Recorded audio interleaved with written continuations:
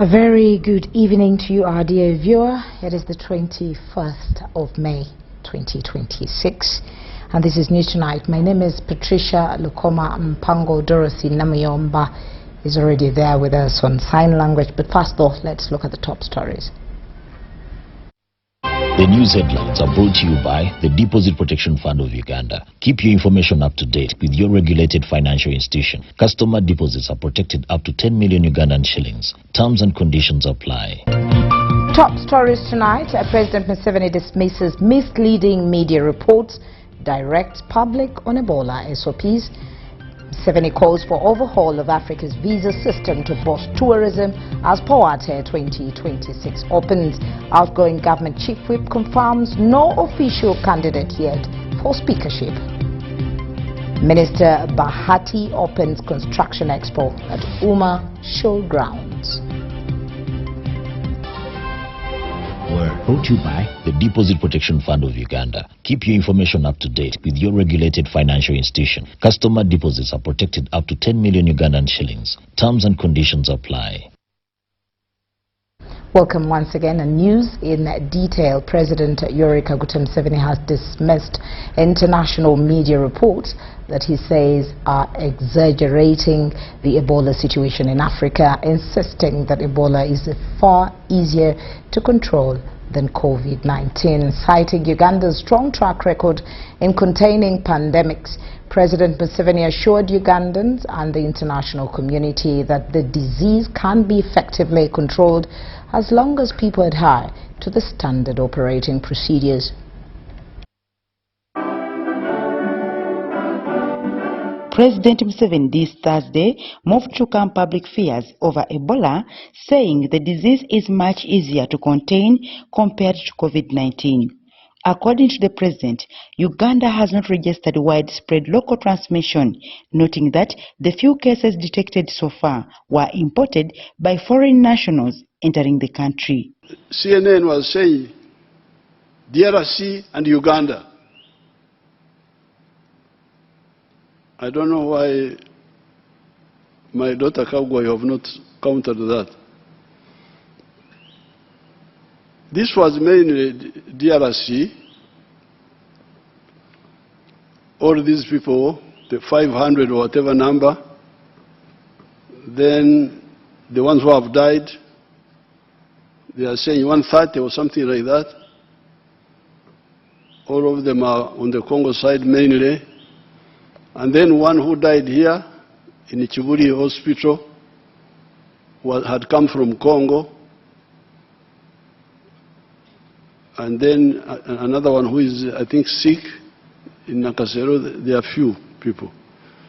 So the correct description of the outbreak is that it is mainly in Congo, but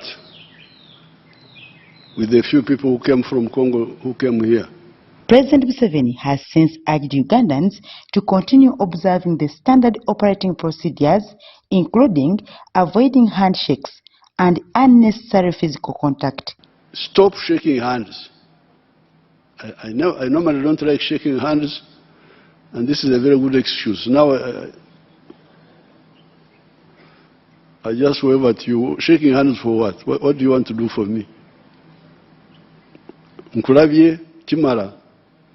emphasized the importance of early reporting and prompt diagnosis, saying timely medical intervention, including rehydration, can help manage cases before they become severe. If you report Ebola early, it is treatable. Why? Because you counter the damages that Ebola causes to you. Because Ebola kills by, number one, high fever.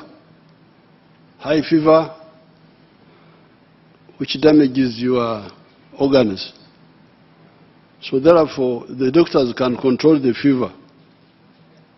Can control the fever if it is reported in time. Then vomiting and so on causes dehydration.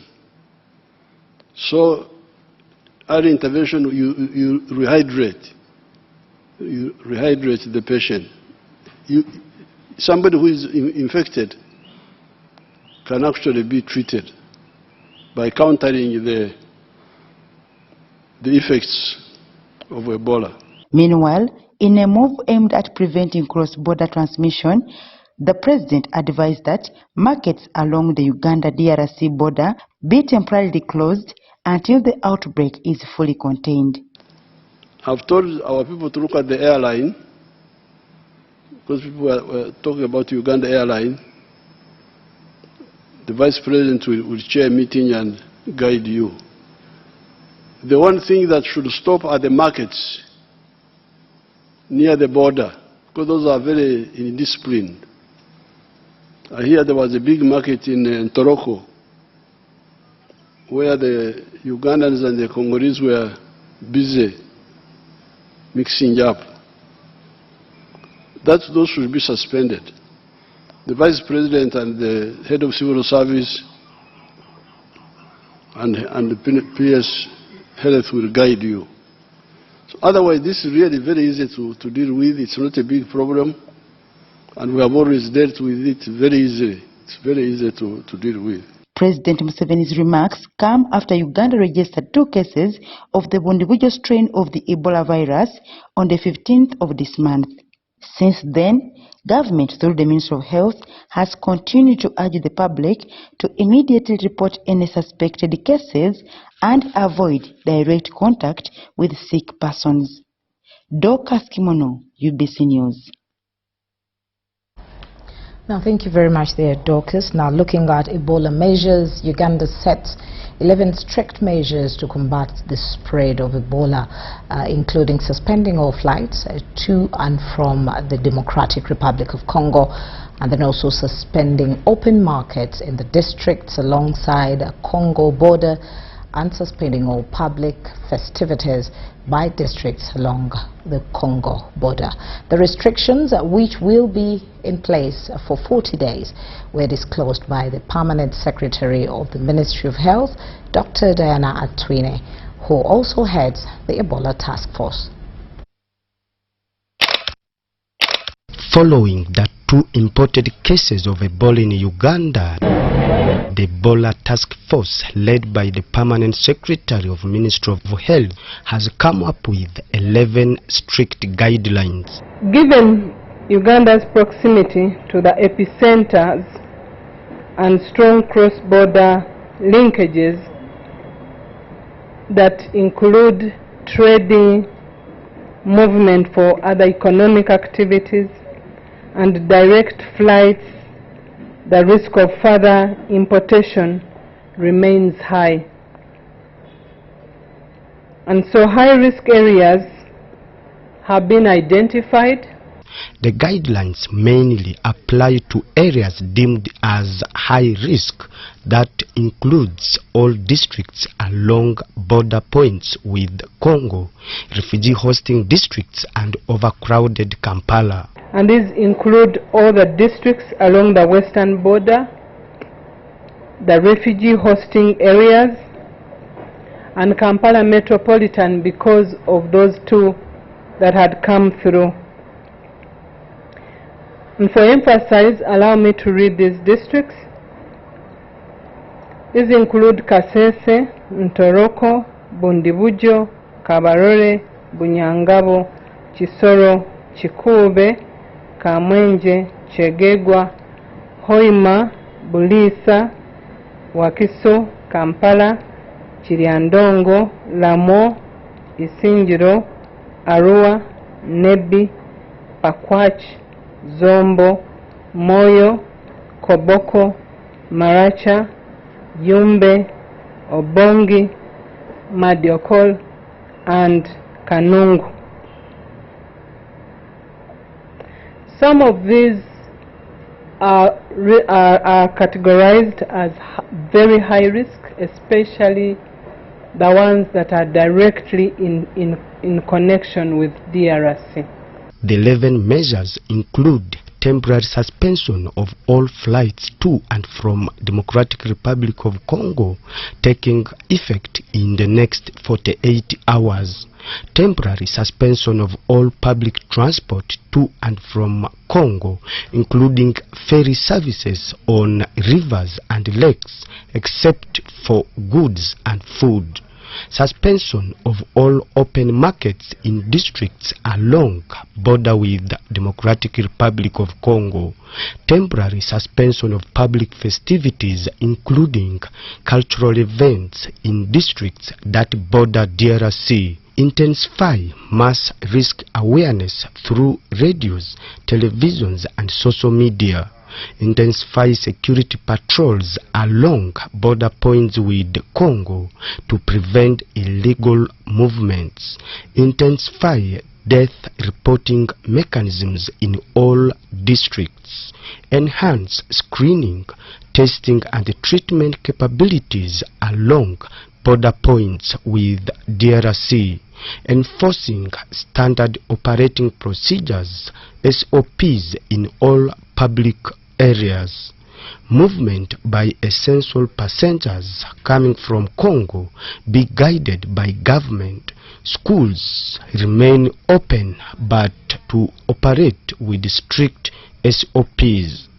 The public is urged to remain vigilant. Thank you so much. Philip Aguta for UBC News in Kampala. Now, 2 people from Kisoro district are currently in isolation at Kisoro Hospital after being suspected of showing symptoms of Ebola. This was revealed by Dr. Nick Mneza, the head of disease surveillance in Kisoro district. Suspects, but we do not have confirmed Ebola case in Kisoro. There are 2 suspects, like I mentioned. These came as ordinary patients. They were admitted with pains, but left alone, they started vomiting, and the vomiters had blood, and then also a high temperature. So we suspected, because we are in a period of Ebola fight, we suspected these could also maybe have.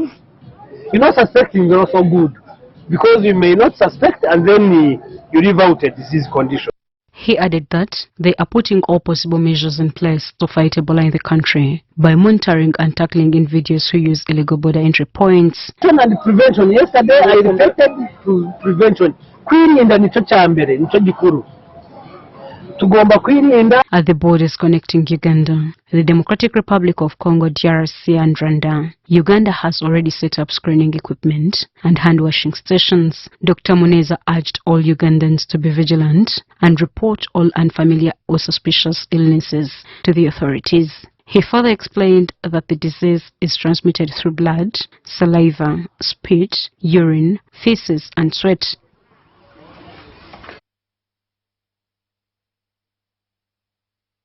Now, as we look at some of the SOPs that have been put in place, the Ministry of Health has developed standard operating procedures to guide prevention and control measures against Ebola virus disease in education institutions during the current outbreak. Operating procedures to guide prevention and control measures against Ebola virus disease. The guidelines apply to all categories of education institutions, including nursery and early child development centers, primary schools, secondary schools, boarding schools, day schools, universities and other institutions of higher learning, vocational and technical institutions, special needs schools, general preservative measures. All schools shall ensure availability of hand-washing facilities with clean running water and soap at school entrances, classrooms, dormitories, dining areas, toilets, staff rooms. Enforce mandatory hand washing for all learners, staff and visitors upon entry and the regular intervals. Establish temperature screening points at school entrances. Restrict entry for persons with symptoms suggestive of Ebola virus disease. Regularly clean and disinfect classrooms, dormitories, toilets and bathrooms, dining halls, school vehicles. Frequently touched surfaces. Ensure proper waste management and disposal. Discourage handshakes, huggings, sharing personal items. Keep classrooms and dormitories well ventilated by opening windows and doors where possible. Management of suspected Ebola virus disease cases in schools.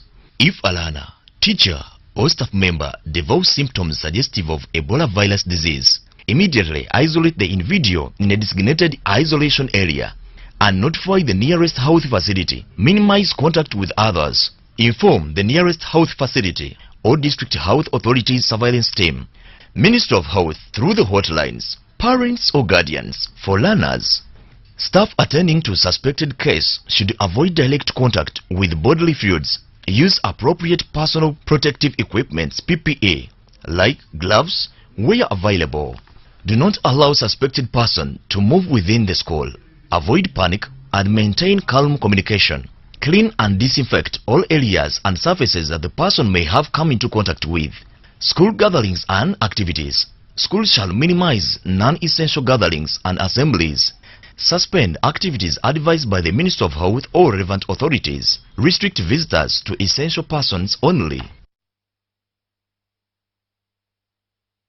Now, the World Health Organization and Ministry of Health in DR Congo have declared a state of emergency in Congo after the death toll reaching over 130 people and over 600 cases of Ebola virus.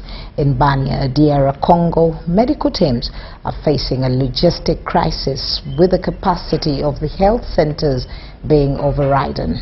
Now, over 70 deaths have been confirmed in Ituri, which World Health Organization terms as an epicenter for the Ebola virus. Health workers are working around the corner to observe the standard operating procedures. However, locals are making the efforts even harder with reported attacks on the workers by locals demanding to bury the dead bodies. Now, this marks the 17th Ebola outbreak in DR Congo, with the worst being in 2014, where more than 11,000 people died.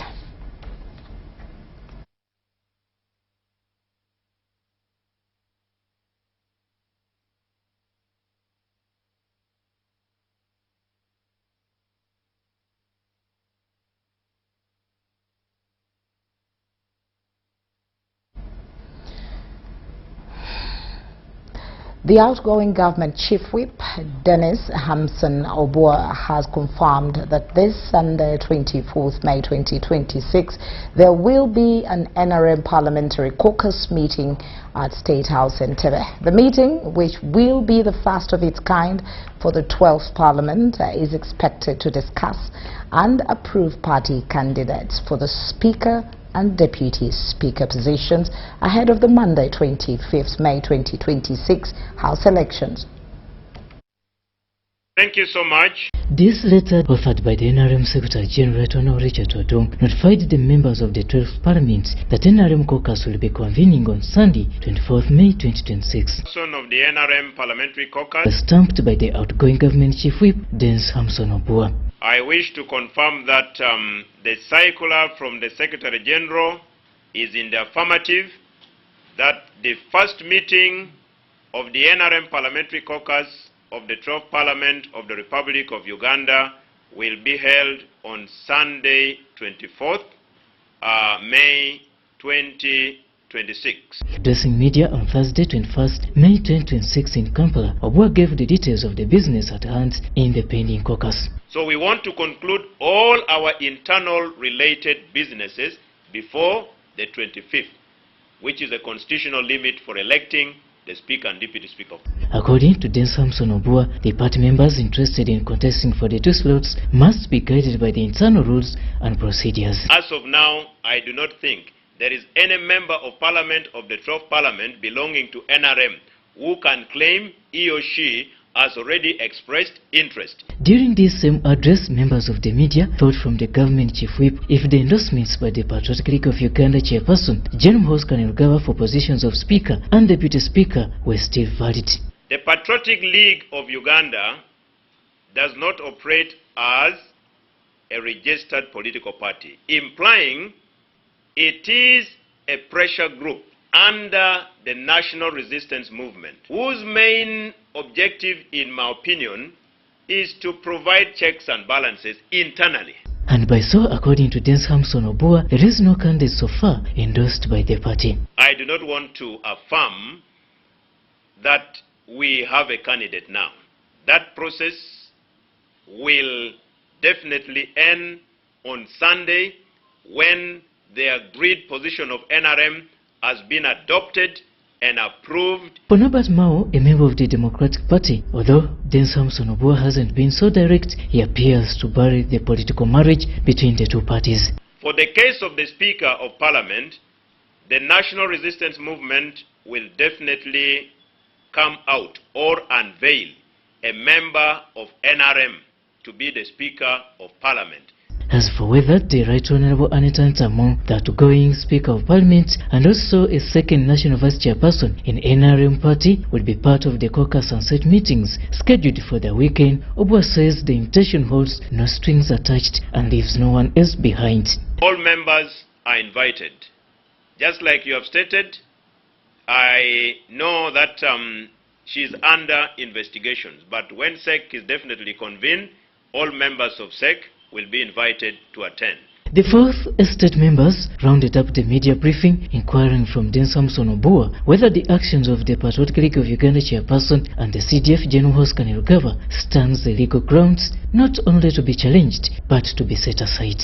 General Muhoozi Kainerugaba is the senior presidential advisor in charge of special operations. Now, in executing his roles and responsibilities, threefold. One must be able to understand, is he executing this as CDF, as chairman of PLU, or as senior presidential advisor in charge of special operations? Robert Onyango, UBC News. Two positions.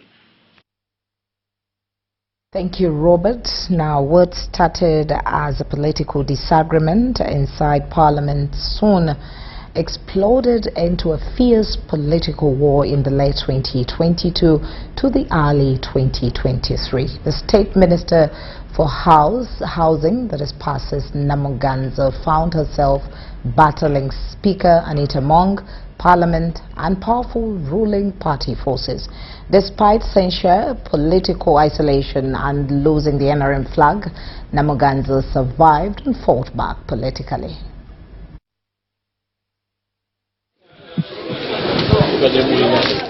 Inside Uganda's parliament, political disagreements are often common. But this particular fallout became deeply personal and unusually bitter. Please don't access the microphone without my permission only. At the center stood Persis Namuganza and Anita Mong Anet.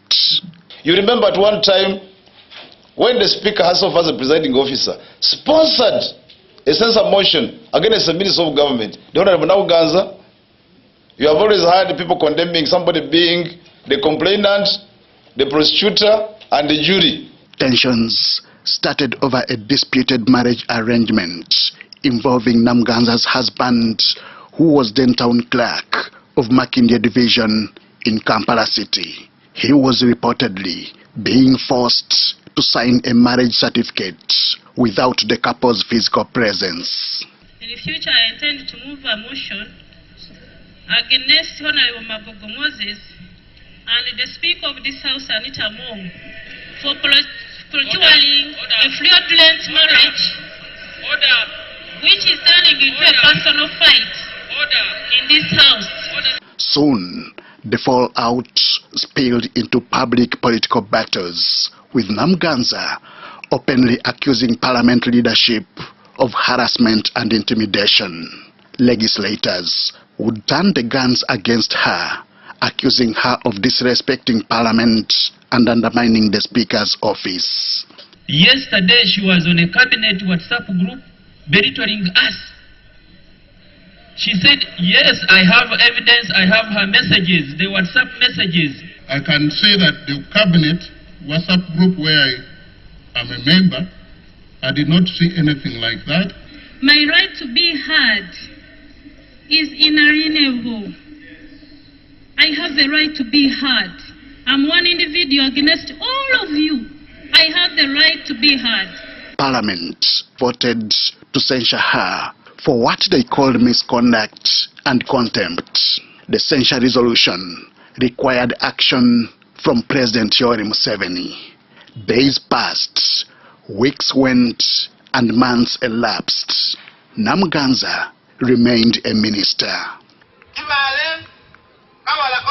But the political battles did not end in Parliament.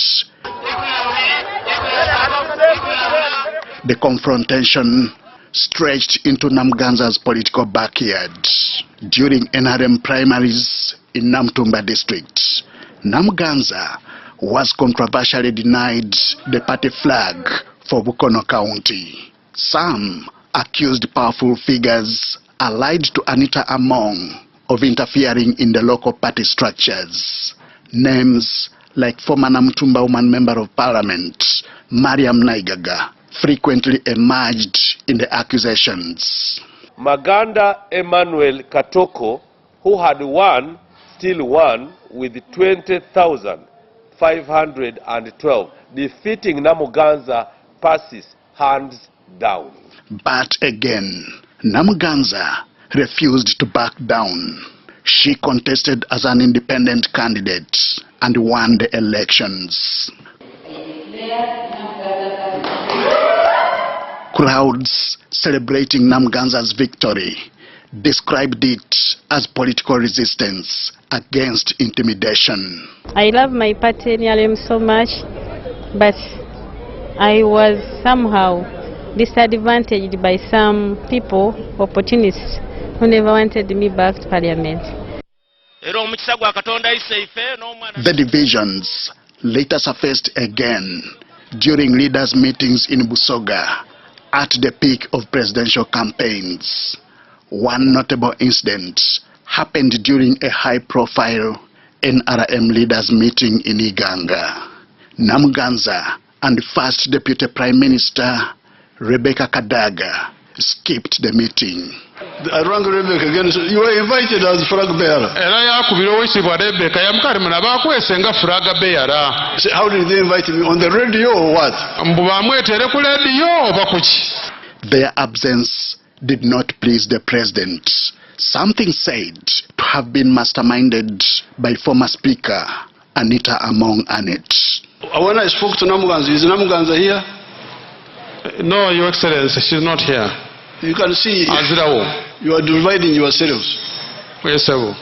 You must, because Namuganza is the one who told me, said, you bring this one here. Today, Namuganza's political journey remains one of defiance, survival and resilience.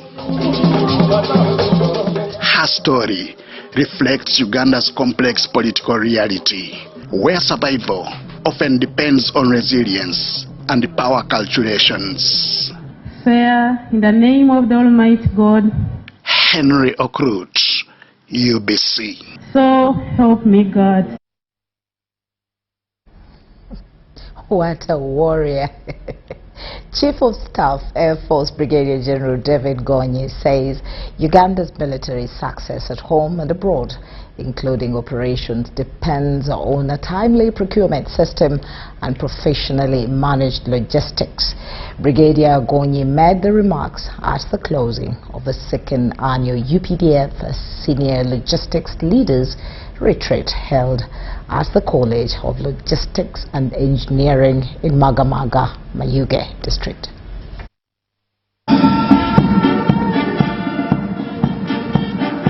The Chief of Staff Air Force, Brigadier General David Gonyi, has advised UPDF officers in the Logistics Department to continuously improve the logistics management system and maintenance culture as a priority within the UPDF. Linked to the intent of the leadership of the country, the ministry, and the UPDF. Because its intent of getting operational effectiveness, combat readiness, sustainability, and professionalism of our forces can only be achieved. Brigadier General Gonyi represented the General Host Ken Rugaba, the Chief of Defense Forces, urged the literate, held under the theme enhancing efficient logistics management and maintaining systems in the UPDF. The training directorate which I had and the logistics department actually forecasting of requirements for every training cycle and deliberate investment in the professional capacity of logisticians. Strengthening coordination between training and logistics is how we translate planning into capability. Now I want a privilege to officially declare the annual UPDFC on logisticians leaders retreats closed. The Joint Staff Training and Doctrine, Brigadier General Wycliffe Keita, said both logistics and training were needed for a successful operation. So this retreat will not be measured merely by attendance and presentation, but by the implementation of the vision and strategies which we have discussed here. Standard through guidelines. Guidelines are basic plan. They tell every soldier what the right looks like. In attendance, Commandant Kole, Colonel Chris Chanku, Director Planning and Policy, Colonel Achire, Service Brigade Commanders, among others. Haruna Mutesasira, UBC News. Now, efforts to restore Mount Elgon region have intensified with communities involved, trying to restore the degraded ecosystems through major restoration campaign targeting River Makuba in Mbale district and River Sandet in Queen district.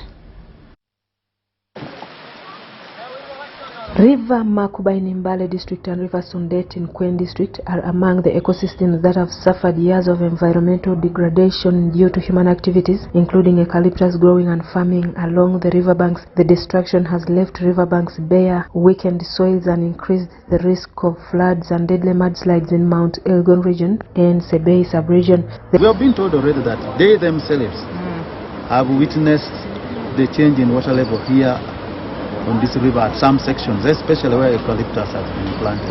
The degradation effects are visible, with brown water scaleration arising from heavy soil erosion and siltation flowing downstream. Under the restoration exercise, over 20,000 indigenous trees have been planted along degraded riverbanks in a bid to stabilize soils, restore biodiversity and improve water quality. River Makuba and Sandet were specifically chosen because of their environmental importance and the urgent need to restore their fragile ecosystem that was degraded due to human activities.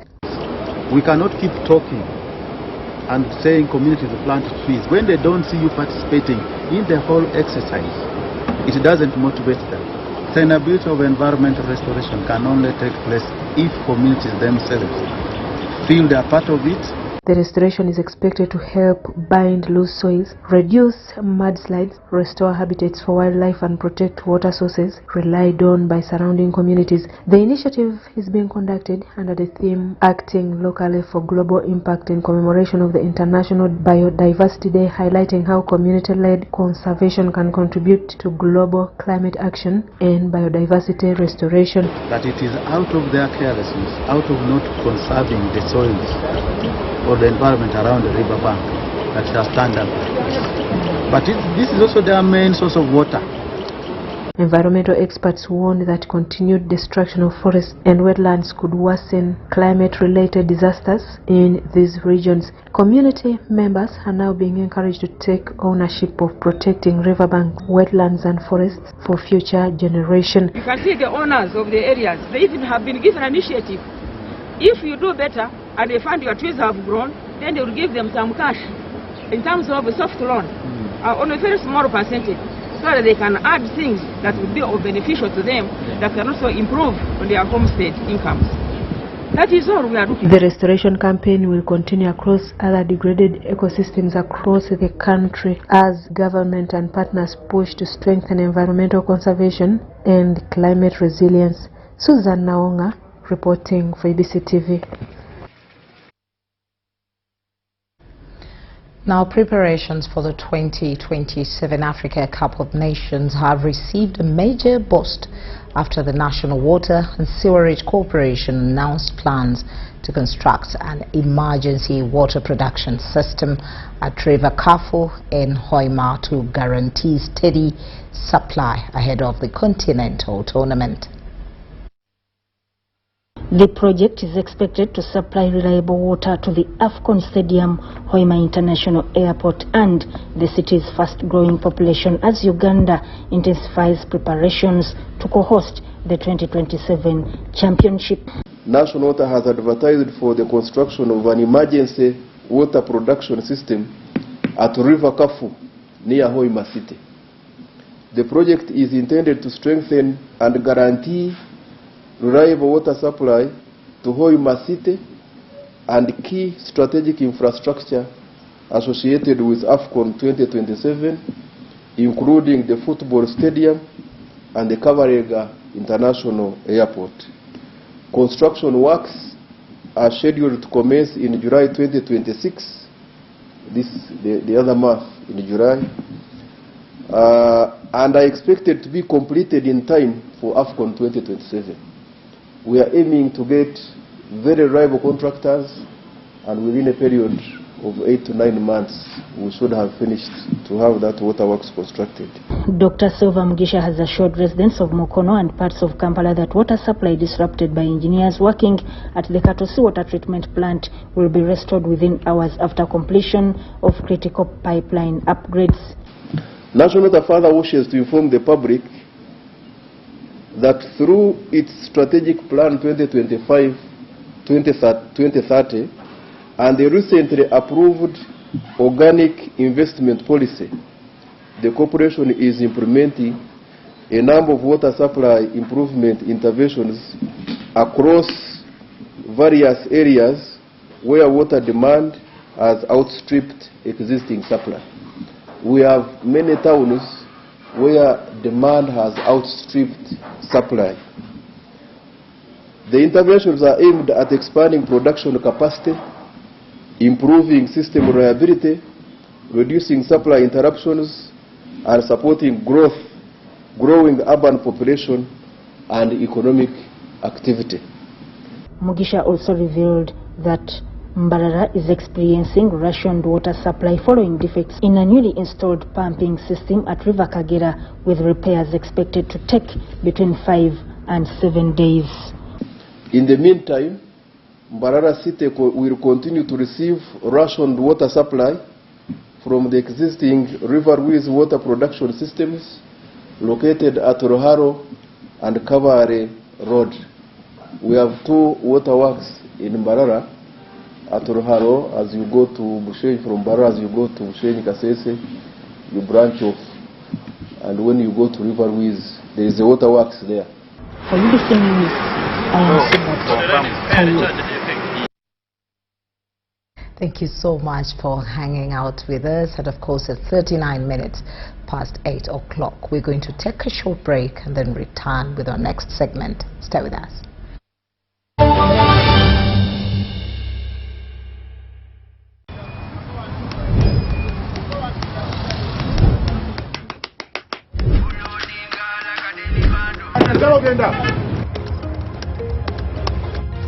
And that's it for today. Till the next episode.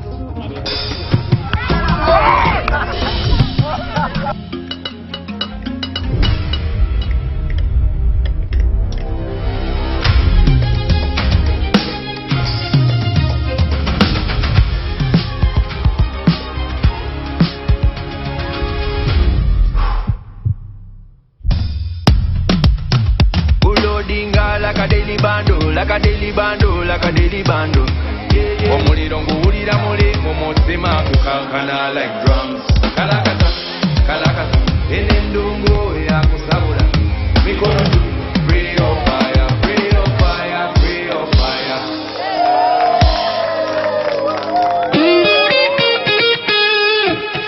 It's our mission to secure your money. Protecting your money is as important as earning it. It is for this reason that the Deposit Protection Fund of Uganda, DPF, was established by the government of Uganda to provide deposit protection to customers of regulated financial institutions. In the unlikely event that your commercial bank, credit institution or microfinance deposit-taking institution fails, the DPF will pay you up to 10 million Uganda shillings. Keep your personal information such as national identification number, mobile phone or an alternative bank account updated with your banker. Terms and conditions apply. For more information, contact DPF at Aha Towers, Plot 7 Lodell Road, Kampala. Call 0312 206 400 or visit our website at www.dpf.or.ug.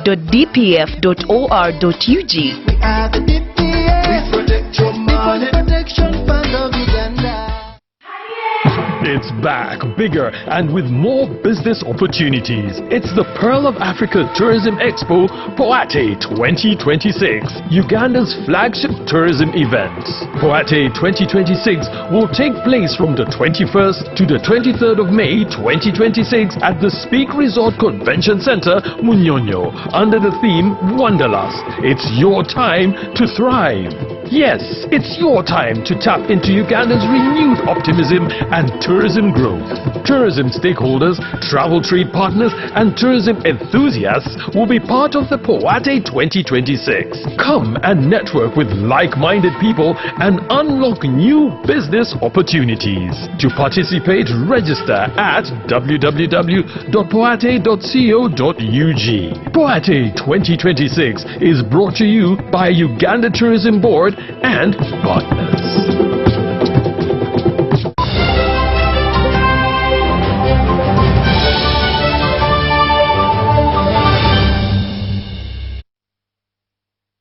Welcome back as we continue. Namyamba Dorothy is proudly there with us, still doing her thing, and I'm Patricia Lukoma. Now moving ahead, the Ministry of Finance, Planning and Economic Development, together with the United Nations Conference on Trade and Development, has launched a new digital e-accounting tool aimed at helping small and medium enterprises improve on financial record keeping and formalizing their businesses.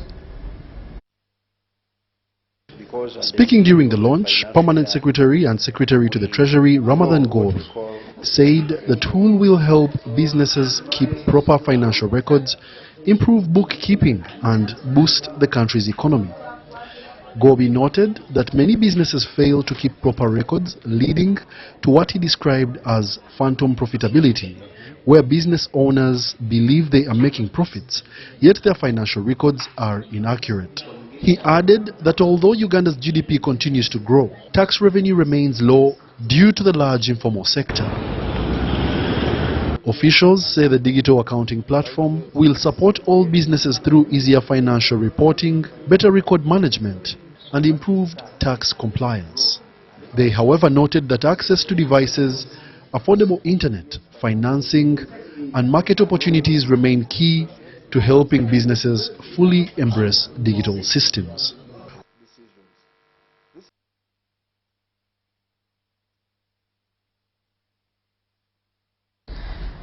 Now, children of the late Mohammed Kasasa narrowly escaped injury after businessman Moses Kalunji allegedly pulled out a pistol during a meeting convened by Magistrate Samuel Kagoda Ntende, who had earlier scheduled a locus visit to the disputed property in Namirembe. Let's hear more in this report. A court later confirmed by Magistrate Samuel Kagoda Ntende a visit to the disputed land on Block 4, Plot 3002 in Namirembe had initially been scheduled for 19th May 2026, but it did not happen. The magistrate later rescheduled the visit for 20th May 2026 to further assess the land dispute involving businessman Moses Kalunji and the children of the late Muhammad Kasasa Buule. Tension and chaos erupted after the children of the late Muhammad Kasasa Buule accused businessman Moses Kalungi of arriving at the venue with guns and allegedly brandishing a pistol. The locus visit by Magistrate Samuel Kagoda Antende never materialized when he did not appear at the scene, sparking accusations that suspected goons acting on instructions of City Tycoon Moses Kalungi intimidated individuals who had turned up for a land inspection meeting. But that's the peace! I paid my money! I paid 4 million, stupid! The children of the deceased, led by Nur Nakabonge, accused businessman Moses Kalungi of conniving with some family members in an alleged illegal scheme to remove the caveat placed on the land before eventually acquiring the property. Actually, these caveats were removed without my consent. I spoke with the registrar at the time, and then the family and the caveats were placed back again, back in March. That remained that way. I thought that was the end of it. I then heard that the property had been sold. Kalungi had bought it. Again, I wasn't informed. I wasn't asked about this. Nakabonge, together with the family lawyers, maintained that Tycoon Kalungi will not intimidate them into surrendering their inheritance, insisting that the law will ultimately prevail, despite Kalungi's continued claims over the property. Kalungi came with the goons, all armed with guns and pistols, including police officers. For us, we are doing our job. So is this threatening us with our gun? And he started shouting. He started demanding that we leave the place, that it belongs to him. He pulled guns. He had guns. He pulled guns. He threatened us. He had his men who had guns as well. They started pushing and shoving all the people who were with me. Police have since assured both parties that security will be maintained as investigations continue, pending a final court ruling on the matter.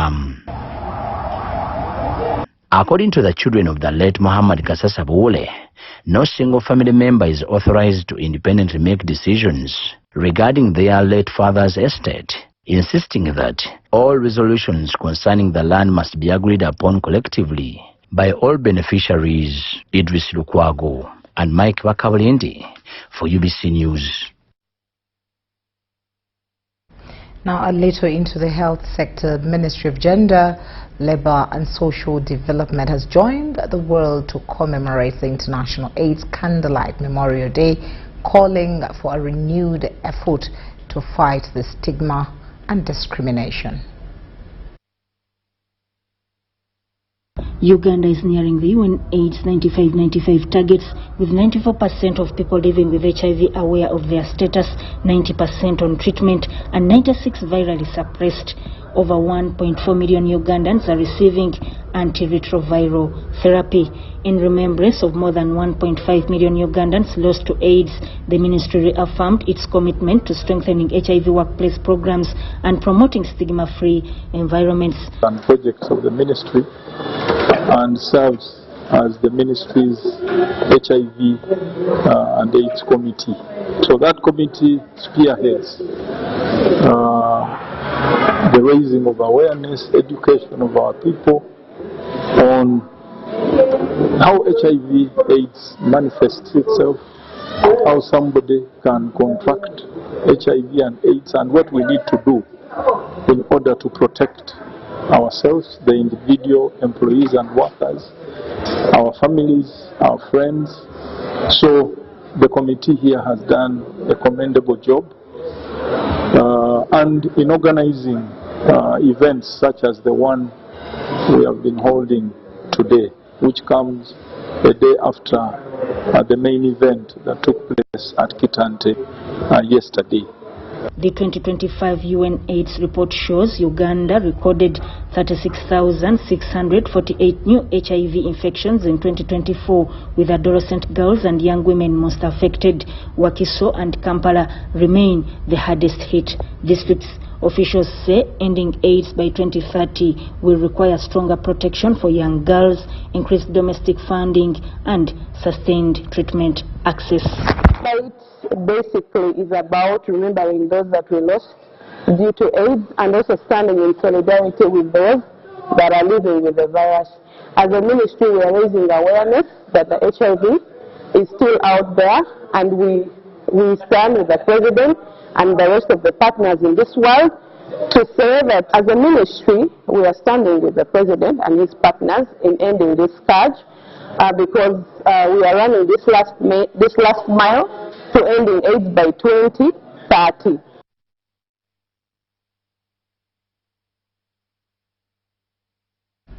Now, from serving behind the scenes in Uganda's national broadcaster to taking up a new mantle of community service leadership, William Stephen Odoch's journey reached a memorable milestone last evening. Rotarians, family members and senior officials from Uganda Broadcasting Corporation gathered at Sky's Hotel in Naguru, Kampala, as Odoch, head of marketing UBC, was installed as the second president of the Rotary Club of Kampala Platinum in a colorful ceremony marked by celebration, reflection and a renewed call to service. It was a moment of joy, excitement and celebration for Rotarians, family members and senior staff of Uganda Broadcasting Corporation during the installation of the head of marketing UBC, William Stephen Odoch, as the second president of the Rotary Club of Kampala Platinum. The colorful ceremony under the theme "From the Beginning to Becoming" was conducted alongside the club's charter celebrations. The event was presided over by District Governor Geoffrey Chitakule, who challenged members to transform from ordinary club members into committed Rotarians dedicated to service, humanity, and support the incoming president in advancing the club's mission. And Rotarians have done immense things around this country. Through your corporations, your institutions, let's work with Rotary Club of Kampala Platinum to make a difference in people's lives. William Stephen Odoch officially received the instruments of power, including the presidential collar and gave, in a symbolic handover witnessed by his wife, family members, friends and fellow Rotarians. And I can guarantee you that there is nothing in life that is more rewarding than being able to serve humanity. Outgoing charter president Sandra Nachibule Patel described Odoch as an exceptional leader capable of steering the club to greater heights. William is driven to purposeful service. This philosophy inspires his commitment to Rotary beyond his citizenship as a Christian. So as an incoming president, he champions structured leadership, intentional service and transformative impact, reflecting Rotary's call to service above self. In his maiden speech as president, Odoch pledged to focus on improving education for the girl child and strengthening health-related community initiatives during his term of office. Cancer is one of the most serious challenges we have in this country, and we want to see that we support the Cancer Institute. And I also want to say something about the Rotary run, which is coming up soon. And we want to invite every other Rotarian, every Ugandan to make sure that they participate in the Cancer run this time round. The ceremony was marked by pomp, celebration, and renewed commitment to humanitarian service among members of the Rotary fraternity.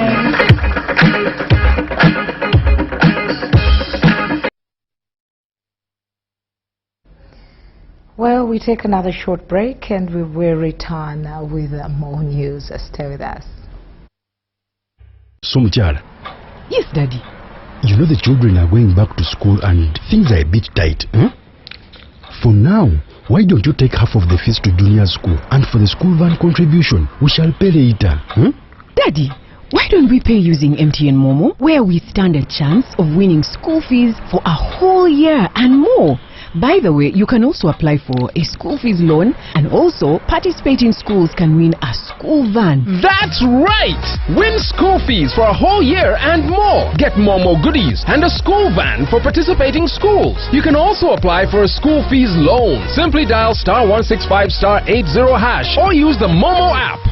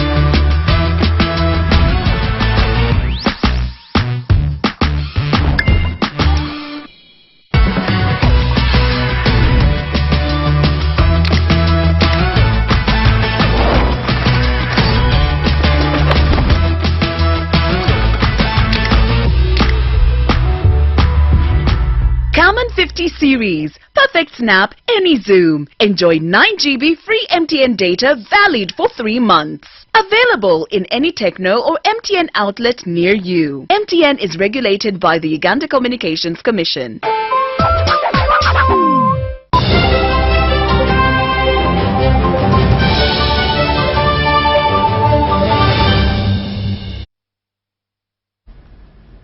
And in the world of business, Uganda's tourism sector continues to attract global attention as the Uganda High Commission in the United Kingdom, the broad group called 9 hosted buyers that include tour operators and media representatives for a familiarization trip ahead of the Pearl of Africa Tourism Expo Poate. The visitors arrived in Uganda on May 14th and began their tour with a stop in Kisoro before proceeding to Bwindi Impenetrable National Park for mountain gorilla tracking. The group encountered the famous Businje gorilla family made up of 15 members, led by the dominant silverback, Businje. It would be wonderful if you take an opportunity to participate in Uganda's conservation process. And it means visiting the High Commission in London, and all the missions abroad would be most happy wherever you are to help facilitate this opportunity. Uganda's a growing country. It's a nation on the go. It's a rebirth. And under the leadership of His Excellency President Museveni, the conservation has been done. His daughter Diana Museveni has also started conservation programs on Gamba Island and other sanctuaries in Uganda. The delegation later traveled to Murchison Falls National Park, where they experienced game drives, nature walks and visited the top of the world's most powerful waterfall. On their return journey to Kampala, they made a stop at Ziwa Rhino Sanctuary before concluding the trip at Ngamba Island Chimpanzee Sanctuary and paid tribute to Dr. Jane Goodall, who was a founding supporter and instrumental figure in opening of this place. We will, and thank you as well for extending the reference to Dr. Jane Goodall, the late Dr. Jane Goodall. She's in many of our hearts, and we thank you for your support in extending this amazing legacy. Should you wish to extend the details around the giving programs, the adoption programs, please share that with my colleague Miriam, and we'll have that distributed among the group and widely among the industry. Thank you again. Officials say the initiative aims at creating strong international tourism partnerships and marketing Uganda. The guests from the UK are part of other delegations at the Pearl of Africa Tourism Expo Poate that has started in Kampala on the theme Wanderlust. It's your time to thrive. Still in business, the Construct Uganda Expo, together with the Power, Energy and Solar Uganda Expo, has officially opened today at the multi-purpose hall at the Uma Show grounds in Kampala. The expo has attracted industry leaders, innovators, investors and exhibitors from across the world to showcase the latest advancements in construction, renewable energy and solar technology.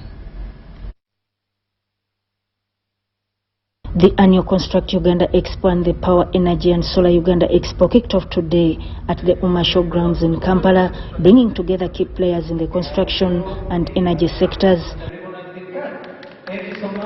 Organizers say the expo is aimed at creating business linkages, promoting innovation and encouraging investment opportunities in Uganda and the East African region. Product and technology. It is about creating the long-term business partnership and encouraging industrial cooperation, promoting innovations and supporting Uganda's vision for sustainable economic growth and infrastructure modernization. The Minister of State for Trade, Industry and Cooperatives, David Bahati, called for stronger partnerships and investment in sustainable infrastructure and renewable energy technologies. We would like to add value to our raw materials so that anything and everything coming from out, if you have raw materials that can produce that, then it is repressed. But also when you produce here, we'll be able to export to other countries. Stakeholders say Uganda continues to present opportunities for industrial growth, trade and innovation. The usage is dependent on the power. So it's the reason why we say power construct come together and we help the Ugandan architects to ensure that they give us decent housing. Construction is just no longer about putting buildings up. It is about creating jobs. It's about supporting businesses. It is about improving livelihoods. It's about national transformation. Things like expo play a vital role in connecting business, technology provider, manufacturers, investors, and decision makers. And when I say 3 P's, first is peace. When you have a peace, you have a prosperity. And when you have a prosperity, you have a profit. The expo is expected to run for 3 days and attract hundreds of participants, offering a platform for networking, investment discussions and knowledge sharing on the future of infrastructure and renewable energy in the region.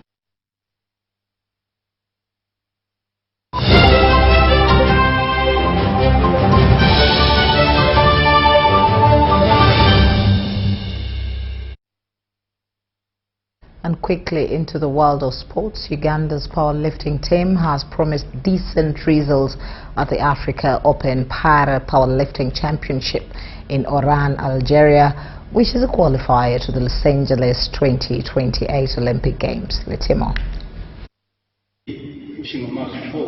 Leading the charge at the championship that for Uganda gets underway tomorrow are Sebagala Ismail in the 72-kilogram category. Bazira Dennis competing in the 88-kilogram class.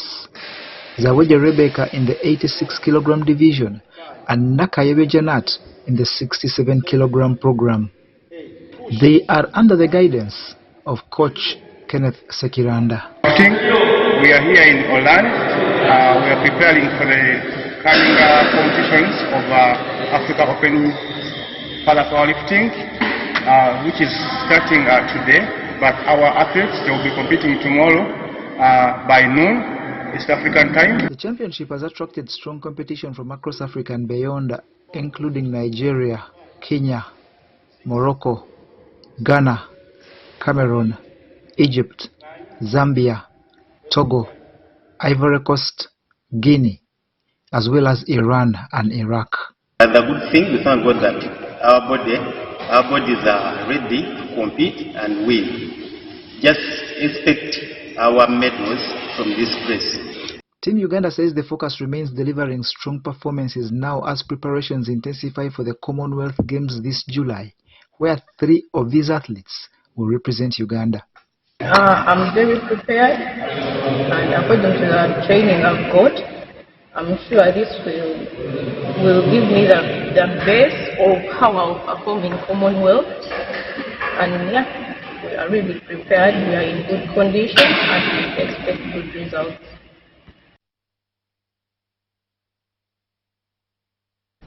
And that's all we had time for. Thank you once again for allowing us into your space.